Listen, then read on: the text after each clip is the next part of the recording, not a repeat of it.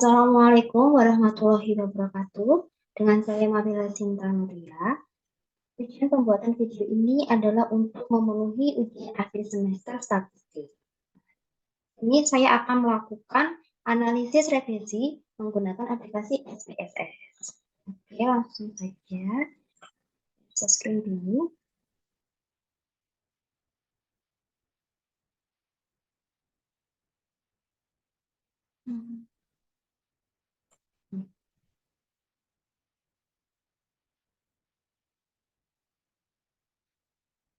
Oke.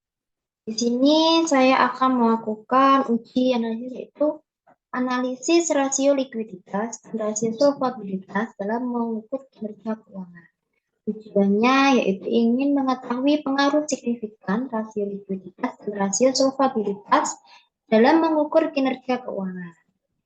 Ini saya mempunyai sampel penelitian berjumlah 30 responden dari hasil tabulasi. Nah, data ini seperti itu dari kuesioner. Ada X1, X2, dan Y. Nah, X1 itu adalah rasio likuiditas atau variabel 1. Variabelnya kedua X2, rasio solvabilitas. Dan untuk Y-nya, ini variabel dependennya kinerja keuangan. Oke. Data ini kita langsung masukkan aja di SPSS kita. Kalau data yang dari Word dimasukkan SPS itu nggak bisa ya.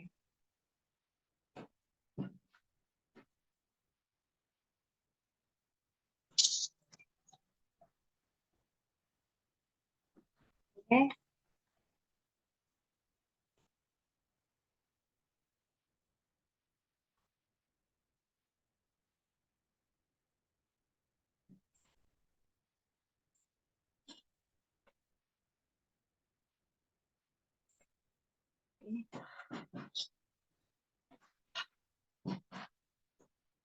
UBS-nya. Oke. Kita masukkan datanya yang tadi. Kita copy. Kemudian kita masuk ke variable view. Nah, ini saya ganti sesuai dengan namanya ya. Yang pertama X1 atau variabel 1, terus X2, terus ini Y. Desimalnya ini saya ganti semua 0.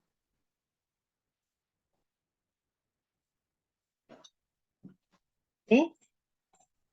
X1 sesuai tadi, yaitu rasio likuiditas. S2-nya rasio solvabilitas. Ini udah, ini kinerja keuangan. Ini sudah otomatis hasilnya berubah ya, nama-namanya sesuai. Oke. Kalau sudah ini, kita akan melakukan uji asumsinya. Oke. Kita klik analis, kemudian regression, oke, kemudian linear. Oke. Kemudian seperti ini. Untuk variabel independennya, ini ya, F1 kita masukkan. Kemudian rasio probabilitasnya. Untuk dependennya, ini kinerja keuangan. Oke. Sebenarnya ini sudah cukup ya, karena kita akan melakukan uji asumsinya. Jadi klik statistik. Kemudian ini linear notice, kemudian lancar. Oke. Sini hanya sekedar tambahan untuk mencari namanya normalitas sama heteros. Oke. Terus Z-nya kita masukkan di X. Kemudian S-nya kita masukkan di Y. Kemudian kita klik normal probability plot. Terus continue. Kalau sudah oke.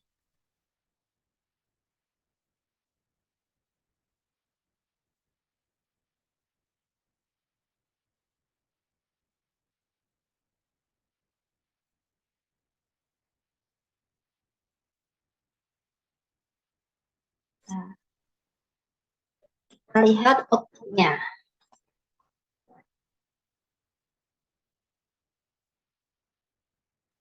Oke, outputnya dulu ya.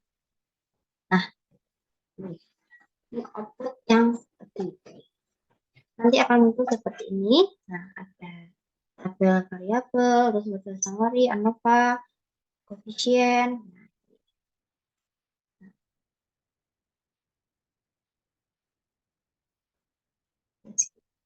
Oke, stop. Nah, hasil outputnya tadi itu kita copy, kita pindah di board. Nah, ini hasil output dari SPS tadi, kita copy, kita salin di sini. Ini adalah salinan dari output SPSS.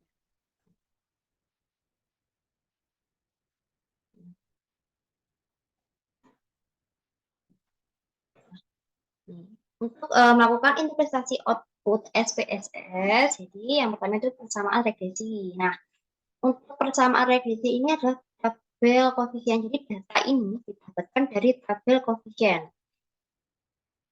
Dan saya tunjukkan dulu. Koefisien. Nah, ini.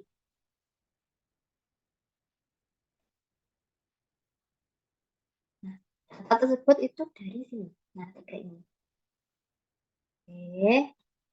Kita kembali lagi.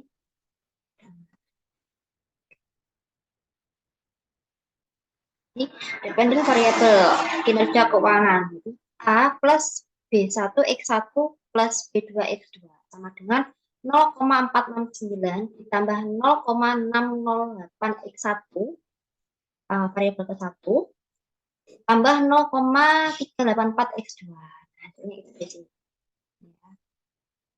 Nah, ini A 0,469. Artinya apabila rasio likuiditas X1 variabel ke-1 dan rasio solvabilitas X2 diasumsikan tidak memiliki pengaruh sama sekali atau sama dengan 0, maka kinerja keuangan adalah sebesar 0,469.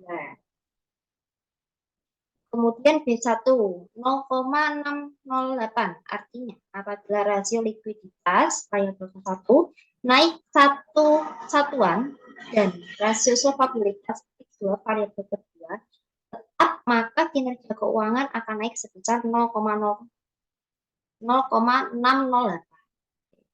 Kemudian B2 sama dengan 0,384, artinya apabila rasio solvabilitas X2 atau variabel kedua naik satu satuan dan rasio likuiditas X1 variabel ke-1 tetap, maka kinerja keuangan akan naik sebesar 0,384.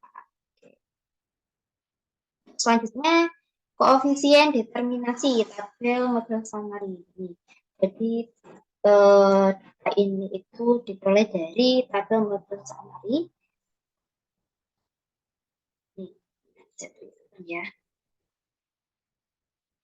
Nah, ini. Hanya dikutanya model R sama R square. Nanti kita kembali. Ini ya. Jadi nilai R square ini 0,663 menunjukkan besarnya pengaruh rasio likuiditas X1 dan rasio solvabilitas X2. Tetap kinerja keuangannya Y adalah sebesar 63,3%. 3,3% itu ini dikali 100%. Ini berarti masih ada pengaruh variabel lain sebesar 36,7% yang mempengaruhi kinerja keuangan tetapi tidak di penelitian ini. Jadi yang dimaksud ini angka ini 36,7% itu hasil dari 100% dikurangi hasilnya ini, perolehan ini. Nah, itu kan masih 36,7. Berarti kecuali dari variabel X1 sama X2 ada variabel lain. Itu ada yang mempengaruhi nilai ini 36,7%. Oke, kemudian pengujian hipotesis UGF pengaruh secara simultan. Ini terlihat dari tabel ANOVA ya. Di nilai hitung, ya, nilai F hitung 10,573. Kita lihatnya dari sini ya. Terus F tabel 2,27 sama dengan 3,354 atau nilai SIK sama dengan 0,000 kurang dari 0,05 H0. Itulah artinya secara sama-sama rasio likuiditas X1 dan rasio solvabilitas X2 memiliki pengaruh yang signifikan terhadap kinerja keuangan Y. Nah, untuk mencari F tabelnya ini saya mempunyai dua cara, yaitu kita bisa lihat di DF calculation ini dua, kemudian sama yang residual 27. Nah, hasilnya ini nah, ini. Nah,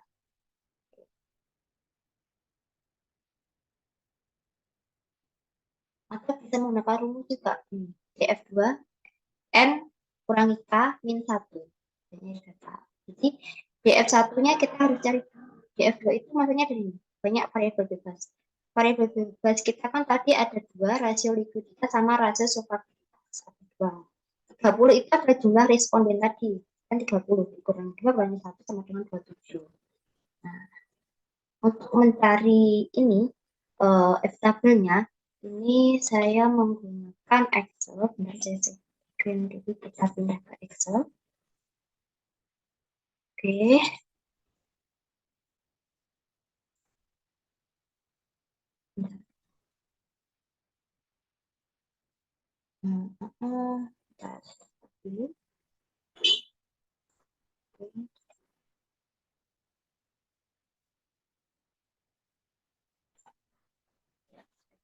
Excel saya dulu.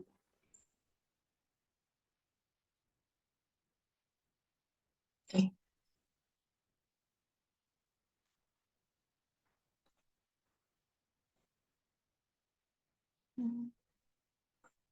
Oke.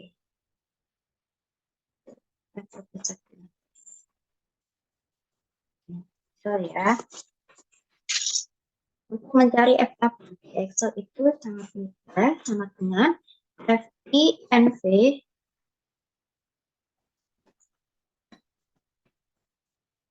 terus 0, ini probability-nya ya, 0,05 terus ini dua, ini variabel bebasnya, kemudian jumlahnya yang tadi 27, isi enter. Nah, ini adalah nilai F tabel. Kita kembali ke data 3,354 ya. Cara saya untuk mencari F tabelnya. Kemudian untuk uji pengaruh secara parsial, ini datanya didapat dari tabel koefisien. Jadi untuk rasio likuiditas atau variabel 1x1, nilai hitung 3,462. Lebih besar dari T tabel garing 2,27 sama dengan 2,052 atau nilai SIK sama dengan 0,006 kurang dari 0,05. Diartikan H0 ditolak. Artinya rasio likuiditas variabel pertama secara parsial berpengaruh signifikan terhadap kinerja keuangan Y. Untuk rasio solvabilitas X2, nilai hitung 2,488 lebih besar dari T tabel. Masih A garing 2 titik koma 27 sama dengan 2,052 atau nilai C dengan 0,001 kurang dari 0,05, artinya H0 ditolak. Rasio solvabilitas variabel kedua secara parsial berpengaruh signifikan terhadap kinerja keuangan. Ini nilai hitung rasio likuiditas itu dari sini 462.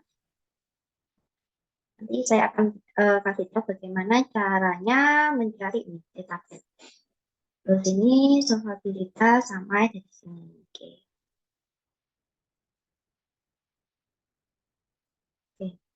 kasih contoh yang ini aja tuh ya. Menentukan T hitung. Nilai T hitungnya kita sudah ketahui ya, 3,462. Terus menentukan T tabel. Sebenarnya untuk T tabel ini ada dua cara. Yang satunya itu yang datanya yang banyak itu bisa dibentuk juga di SPSS. Ini saya menggunakan Excel. Bentar ya. Ini sama caranya seperti tadi itu. Cuman pas waktu di Excel-nya beda rumus sama yang F-tabel. Jadi caranya mencari T-tabel itu di Excel sama dengan DINV Kak kurung probabilitasnya 0,05 terus kemudian 27 return-nya ya, terus enter. Kamu 2,05183 dulu kita pindah ke oke.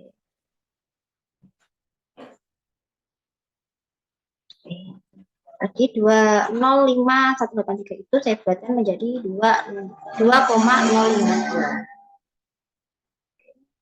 Jadi dari sini dilihat nilai T hitung sama T tabelnya bahwa nilai T hitung lebih besar dari nilai T tabel.